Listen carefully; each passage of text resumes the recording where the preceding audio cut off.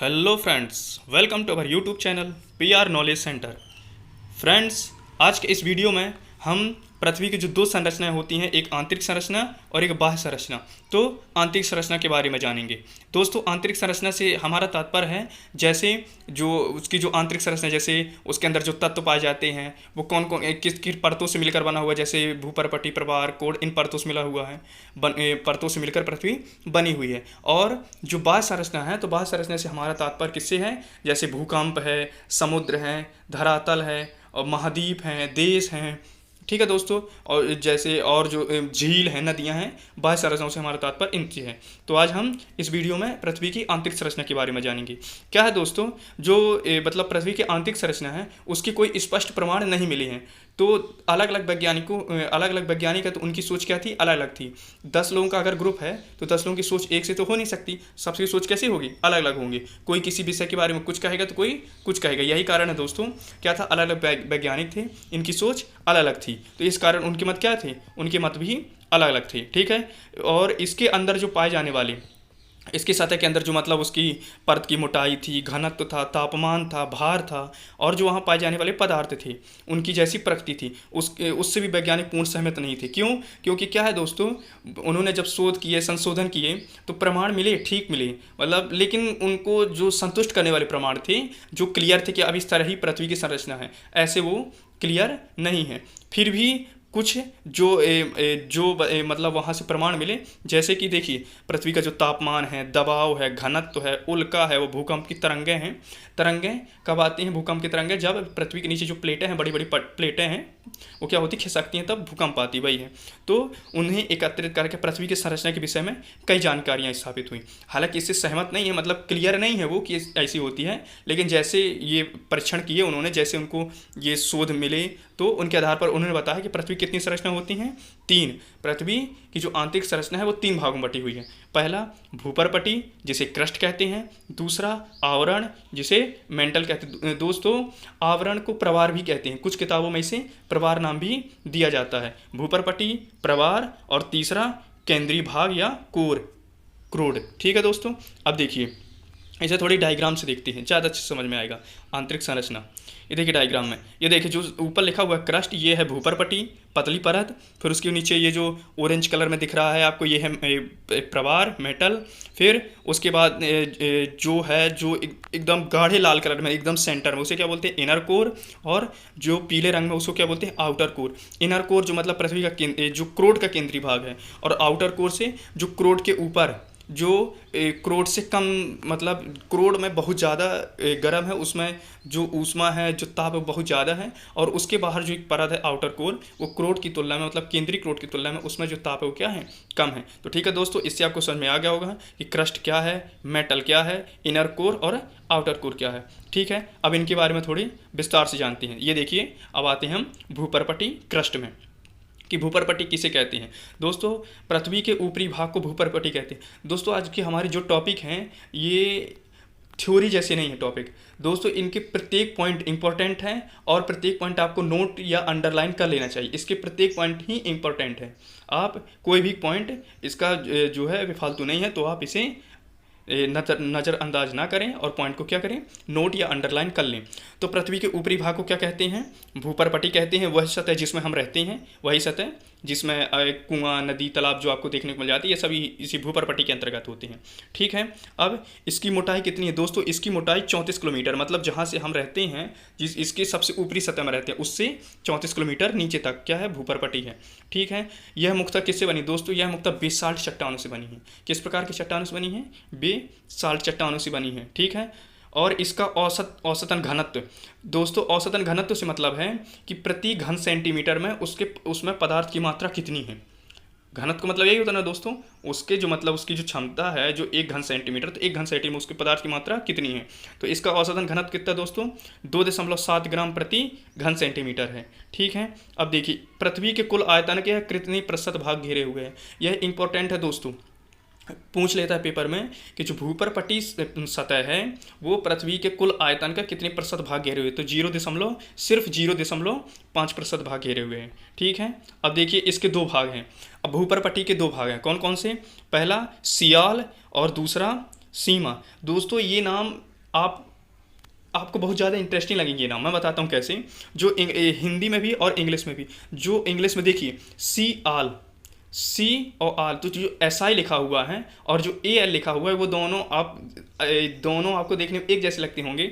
और आप सोच भी रहे होंगे कि एस आई में आई कैपिटल है, फिर मतलब ए एल में सॉरी आई स्मॉल है, ए कैपिटल है, ऐसा कैसे। फिर नीचे सीमा में आई स्मॉल है और एम कैपिटल है, ऐसा।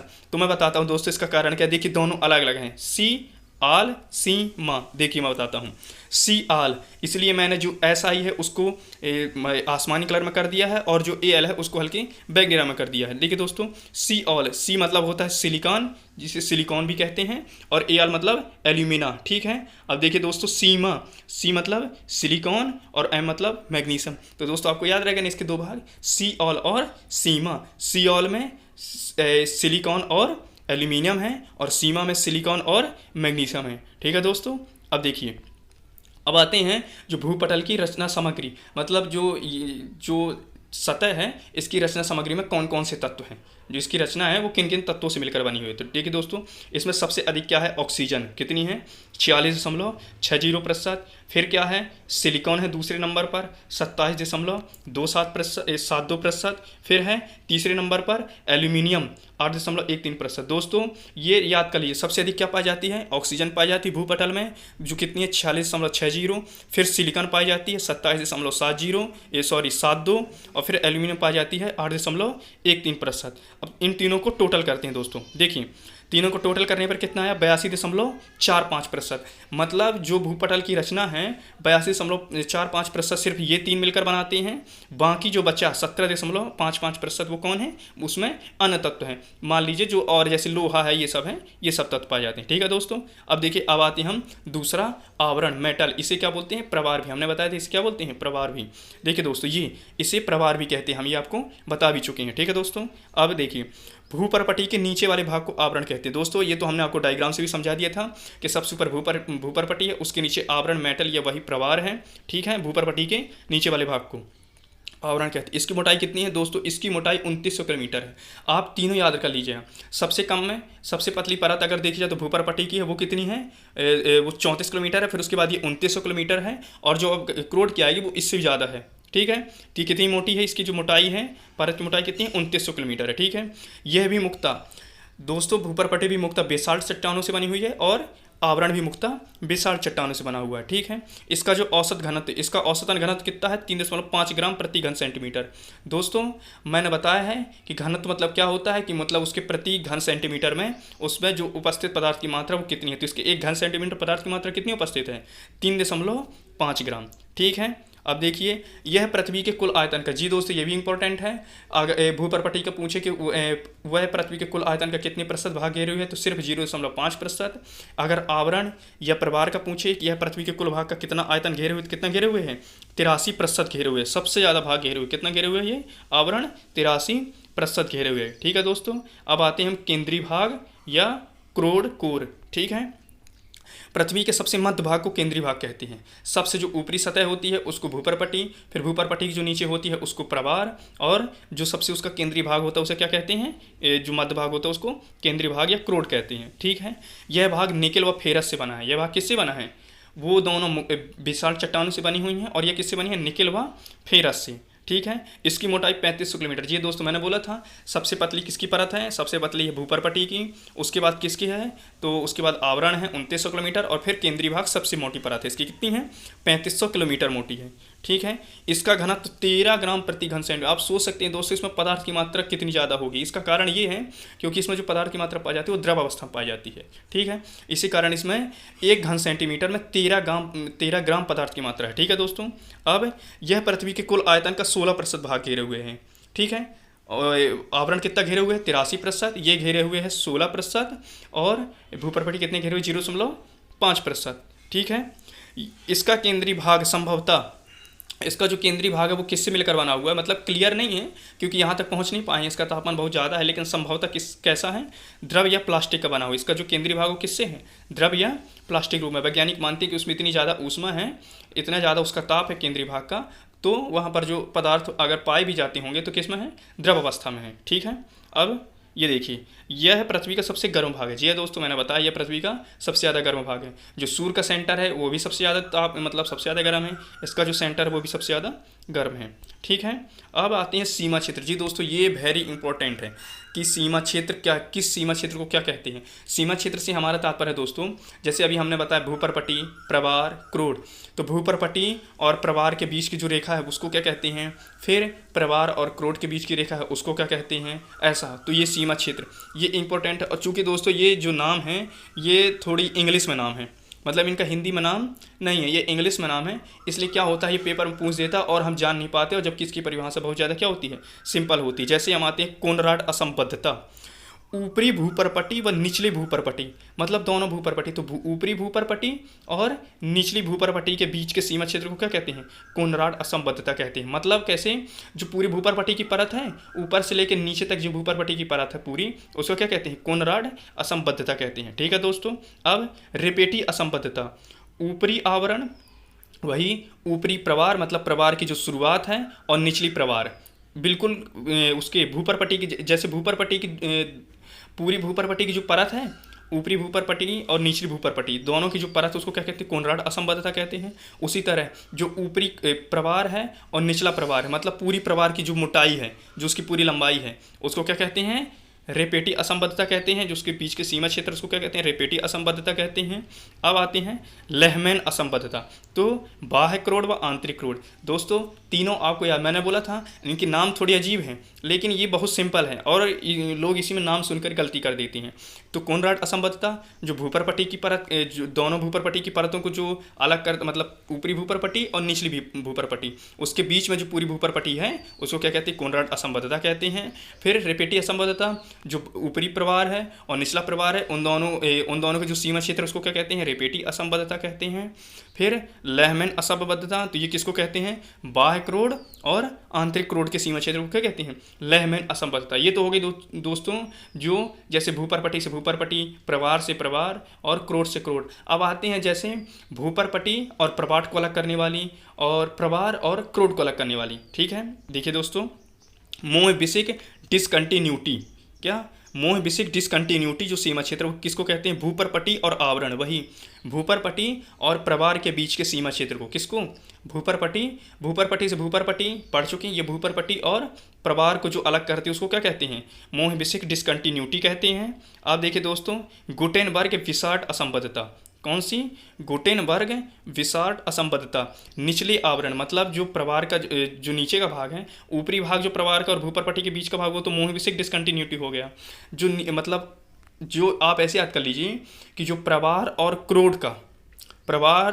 क्रोड के जो बीच की सीमा क्षेत्र है उसको क्या कहते हैं, गुटेनबर्ग विसार्ट असंबद्धता। आप ये परिभाषा देखने में आपको थोड़ी वो लगती होंगी, मैं आपको साधारण में बता देता हूँ। आप मोहविसिक डिसकंटिन्यूटी को ऐसे याद रखिए, जो भूपर्पटी और प्रवार के बीच की रेखा है, भूपर्पटी और प्रवार के जो बीच के सीमा क्षेत्र है उसको मोहविसिक कहते हैं, मोहविसिक डिसकंटिन्यूटी। और जो प्रवार और क्रोड के बीच की सीमा क्षेत्र है, किसके, प्रवार और क्रोड के बीच के सीमा क्षेत्र है, उसको क्या कहते हैं, गुटेनबर्ग विसार्ट असंबद्धता कहते हैं। ठीक है दोस्तों, तो ये आपको परिभाषा याद हो जाएंगी, ये देखने में आपको कठिन लगती है पर बहुत ही सरल इनकी परिभाषा है। अब देखिए आते हैं, अभी तक तो हमने पढ़ा कि भूपर्पटी का औसत घनत्व कितना है, प्रवार का औसत घनत्व कितना है और क्रोड का औसत घनत्व कितना। अब आती हैं कि पृथ्वी, अब आप बात करें पूरी पृथ्वी का औसत घनत्व कितना है, मतलब सबका मिला के पृथ्वी का औसत घनत्व कितना है। तो दोस्तों 5.5 ग्राम प्रति घन सेंटीमीटर है। जो पृथ्वी का औसत घनत्व कितना है, 5.5 ग्राम प्रति घन सेंटीमीटर है, मतलब उसके 1 सेंटीमीटर में 5.5 ग्राम पदार्थ है। और इसकी औसत त्रिज्या से दोस्तों तात्पर्य ये कि देखिए कहीं त्रिज्या, पृथ्वी चूँकि पूर्ण गोल नहीं है, पृथ्वी पूर्ण गोल नहीं है, पृथ्वी क्या है, ध्रुवों में थोड़ी ये चपटी हुई, दबी हुई है, इसलिए जो इसकी औसत त्रिज्या वो कितनी है, लगभग 6370 किलोमीटर है। ठीक है दोस्तों, ये अब आते हैं नेक्स्ट टॉपिक पर। पृथ्वी के, ये दोस्तों इंपॉर्टेंट है कि पृथ्वी के नीचे जाने पर प्रति 32 मीटर गहराई पर 1 डिग्री सेल्सियस तापमान बढ़ जाता है। मतलब दोस्तों आप इसको ऐसे समझिए कि अगर आप पृथ्वी के नीचे 32 सेंटीमीटर जाएंगे, अभी आप जहाँ पर खड़े हैं अगर उसके 32 मीटर नीचे चले जाएंगे तो 1 डिग्री सेल्सियस तापमान बढ़ जाएगा। मतलब अगर अभी 0 तापमान है, 0 डिग्री सेल्सियस, तो आप 32 मीटर नीचे जाएंगे तो 1 डिग्री सेल्सियस, फिर 32 मीटर नीचे तो 2 डिग्री सेल्सियस, फिर 32 मीटर नीचे तो 3 डिग्री सेल्सियस, ऐसा तापमान 1 डिग्री सेल्सियस बढ़ता जाएगा। इसको थोड़ी हम समझते, ये देखिए, इससे आपको थोड़ी ज़्यादा क्लियर हो जाएगा। प्रति 32 मीटर नीचे जाने पर, तीर क्या है, नीचे की ओर, नीचे मतलब पृथ्वी के अंदर की ओर जाने पर, प्रति 32 मीटर नीचे जाने पर जो तापमान क्या है, 1 डिग्री सेल्सियस अधिक हो जाता है ना ऊपर की ओर। ठीक है दोस्तों, अब आते हैं जो हमारे टॉपिक, जो दूसरा टॉपिक है, ये टॉपिक खत्म हो, अब हम दूसरे पॉइंट पर आते हैं। ठीक है, पृथ्वी के जितने भी स्थलीय क्षेत्र हैं, जितने भी स्थलीय क्षेत्र हैं, मतलब जितने भी 7 महाद्वीप हैं, उनमें जितने भी देश हैं 192-93, जिनमें से हमारा देश भी है, भारत देश भी, और जो हमारे आसपास के बांग्लादेश, पाकिस्तान, अफगानिस्तान, ये जितनी हैं। तो अगर बात करें कि पृथ्वी का जितने भी स्थलीय क्षेत्र है उनमें से सबसे निचला क्षेत्र कौन सा है, तो दोस्तों जॉर्डन में मृत सागर के आसपास का क्षेत्र, जो जॉर्डन देश है उसके जो मृत सागर के जो आसपास का क्षेत्र है वह सबसे निचला क्षेत्र है। दोस्तों ये आप ऊंचाई, आपके दिमाग में आ रहा होगा कि ऊंचाई किस आधार पर ली जाती है। तो मैं आपको बता दूं दोस्तों कि वैज्ञानिकों का मानना है कि समुद्र चाहे कितने भी गहरे हों या कितने भी कम गहरे हों, मतलब या तो अधिक गहरे हों या कम गहरे, जैसे प्रशांत महासागर बहुत ज़्यादा गहरा है, अटलांटिक महासागर, हिंद महासागर उसकी अपेक्षा कम गहरे हैं, लेकिन वैज्ञानिकों का मानना है कि जो उसका ऊपरी तल होता है वो पूरे पृथ्वी पर चाहे जितने भी समुद्र हों, तल हमेशा बराबर होता है। पानी एक निश्चित तल तक ही ऊपर आता है, उसके ऊपर नहीं जाता है। समझ रहे हैं, ये वैज्ञानिकों का मानना है। तो उसके आधार पर वो जो ऊंचाई देखते हैं, आप कभी दूसरे शहर या दूसरे रेलवे स्टेशन में गए होंगे तो आप देखे होंगे उसमें लिखा होगा कि इसकी ऊंचाई समुद्र तल से इतने मीटर ऊंचे, मतलब इतनी मीटर ऊंचाई, इतनी मीटर समुद्र तल से नीचे, कहीं लिखा होगा 200 मीटर समुद्र तल से ऊंचा, ये समुद्र तल से उसकी ऊंचाई की गणना की जाती है। तो इसकी जो समुद्र तल से ऊंचाई है वो कितनी है, औसतन 400 मीटर नीचे है। मतलब ये समुद्र तल से जो समुद्र तल की ऊंचाई है वो 400 मीटर नीचे है। आप समझ सकते हैं 400 मीटर नीचे, मतलब समथिंग जो समुद्र तल है उससे आधा किलोमीटर नीचे है। ठीक है, सबसे पहले दोस्तों अब आते हैं, थोड़ी हम पृथ्वी के बारे में थोड़ी जान लेते हैं कि पृथ्वी को किसने क्या बताया। तो सबसे पहले पाइथागोरस ने, किसने, पाइथागोरस के दोस्तों आप जानते होंगे मैथ में 9th 10th 11th 12th इन सब में आपने शायद नहीं, आपने तो पढ़ा ही होगा अगर आप मैथ लिए। वैसे 9th 10th में तो कंपलसरी सबको लेना पड़ता है, 11th 12th में तो सब्जेक्ट अलग हो जाते हैं मैथ की। तो आपने पाइथागोरस का नाम जानते ही होंगे। ठीक है, तो पाइथागोरस ने बताया कि पृथ्वी गोल है। क्या बताया इन्होंने, कि पृथ्वी गोल है और यह आकाश में बिना किसी रुकावट के, मतलब यह आकाश में कोई, मतलब इसको कोई किसी चीज़ से लटकी हुई नहीं है, किसी के कोई सहारे की जरूरत नहीं है, बिना किसी रुकावट के एकदम स्वतंत्र अवस्था में ये क्या है, लटकी हुई है। ठीक है, फिर बाद में सर आइजैक न्यूटन है, सबसे पहले पाइथागोरस ने बताया कि यह गोल है, फिर सर आइजैक न्यूटन ने बताया कि यह नारंगी रंग का है। कैसी है ये पृथ्वी, जो हमारे नारंगी, दोस्तों यहाँ हमारे नारंगी से मतलब नारंगी रंग से नहीं है, संतरे से है। कैसे, उन्होंने ये बताया कि आप संतरे अगर आपने देखे होंगे तो आपने गौर किया होगा कि संतरे का मतलब जैसे अगर हाथ में लें तो संतरे का जो जैसे समानांतर भाग होता है, मान लीजिए, देखिए मैं इसको दूसरे तरीके से बताता हूँ, जो उसका ऊपरी भाग होता है आप गौर किए होंगे वो हल्का दबा सा होता है। इसी आधार पर आइजैक न्यूटन ने बताया कि जो पृथ्वी है वो थोड़ी ध्रुवों पर क्या है, चपटी दबी हुई है, इसलिए उन्होंने उसका आकार संतरे के समान बताया। बाकी पूरी गोल है, वो यही बोल रहे थे कि बाकी पूरी पृथ्वी गोल है, हल्का सा ऊपर क्या है, जैसे संतरे ऊपर हल्के से दबे रहते हैं या हल्के से उठे रहते हैं, इसी तरह उन्होंने बताया कि जो पृथ्वी है वो ध्रुवों पर क्या है, हल्की चपटी हुई है। ठीक है, फिर बाद में जेम्स जीन, बाद में जेम्स जीन ने सर आइजैक न्यूटन को मतलब उनकी जो परिकल्पना थी कि पृथ्वी नारंगी रंग है, नारंगी के समान है, उन्होंने इसे गलत कहा और उन्होंने कहा कि पृथ्वी किसके समान है, नाशपाती के समान। नाशपाती का आकार मतलब जैसे अंडे का आकार, दीर्घवृत्ताकार जैसे मार्ग, उन्होंने बताया कि नारंगी के समान नहीं है पृथ्वी, किसके समान है, नाशपाती के समान है। ठीक है दोस्तों, तो आपको ये इंपॉर्टेंट है, तीनों याद रखिएगा। सबसे पहले पाइथागोरस ने पृथ्वी को गोल बताया, फिर सर आइजैक न्यूटन ने उसे नारंगी का बताया और फिर जेम्स जीन ने उसे नाशपाती के समान बताया।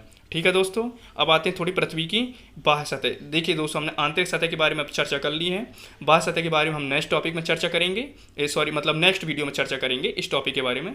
लेकिन उससे पहले हम थोड़ी जान लेते हैं कि इसके अंतर्गत आते कौन कौन से टॉपिक हैं, पृथ्वी की बाह्य सतह कौन कौन बनाती हैं। तो देखिए, पहला स्थलमंडल, दूसरा जलमंडल, तीसरा वायुमंडल और चौथा जैव मंडल। दोस्तों स्थल मंडल जिसमें समुद्र मतलब जैसे महाद्वीप, ये सब भूमि उमी जितने देश आते हैं, ये सब पूरे स्थल मंडल बनाती हैं। जल मंडल में जितने महासागर हैं पूरे ये स्थल मंडल बनाती हैं। फिर वायुमंडल में आप नाम से स्पष्ट हो गया वायुमंडल किसे कहते हैं, ठीक है। और जैव मंडल में जो जैसे वनस्पति हैं, जीव जंतु हैं, सूक्ष्म जीव हैं, ये पूरे मिलकर जैव मंडल बनाते हैं, ठीक है दोस्तों। तो इस अब मतलब पृथ्वी के आंतरिक सतह के बारे में हम जान चुके हैं। और पृथ्वी की बाह्य सतह, जो पृथ्वी का बाह्य सतह है दोस्तों, ये टॉपिक बहुत बड़ा है, इसके बारे में हम नेक्स्ट वीडियो में अच्छे से जानेंगे, ठीक है दोस्तों। चलिए, आपका बहुत बहुत धन्यवाद हमारे ये वीडियो देखने के लिए।